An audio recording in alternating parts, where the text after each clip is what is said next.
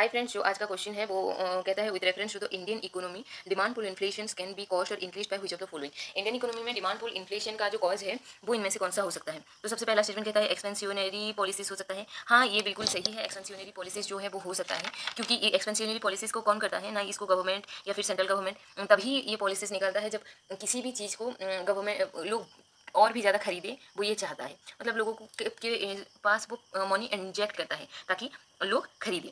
तो इसमें तो लोगों के पास पैसा आएगा तो और ज़्यादा तो डिमांड बढ़ेगा ही उस चीज़ का, तो ये कंट्रीब्यूट करता है। फिर सेकंड आता है फिस्कल स्टिमुलस। फिस्कल स्टिमुलस भी लगभग वही है। अगर टैक्स कट कर दिया जाए, लोन दिया जाए, टैक्स रिवर्ट कर दिया जाए कि वो और ज़्यादा खरीदें, तो लोगों के पास ऐसे भी मनी ज़्यादा आया, टैक्स कट किया गया या लोन ज़्यादा दिया गया उसमें, तो उसके हिसाब से तो ये हो गया ना कि इसमें भी लोगों के पास ज़्यादा पैसा आ गया। तो स्टेटमेंट सेकंड भी सही हो जाता है। फिर आता है इन्फ्लेशन इंडेक्सिंग वेज। नहीं, इन्फ्लेशन इंडेक्सिंग वेज एक ऐसा चीज़ है, ये सही नहीं है, क्योंकि ये डिमांड पुल इन्फ्लेशन पे कोई कंट्रीब्यूशन नहीं करता है। ये वर्कर्स लोग कुछ गुड्स जहाँ वो खरीद नहीं पा रहे हैं वो खरीद पाए, ये इसी वजह से किया जाता है।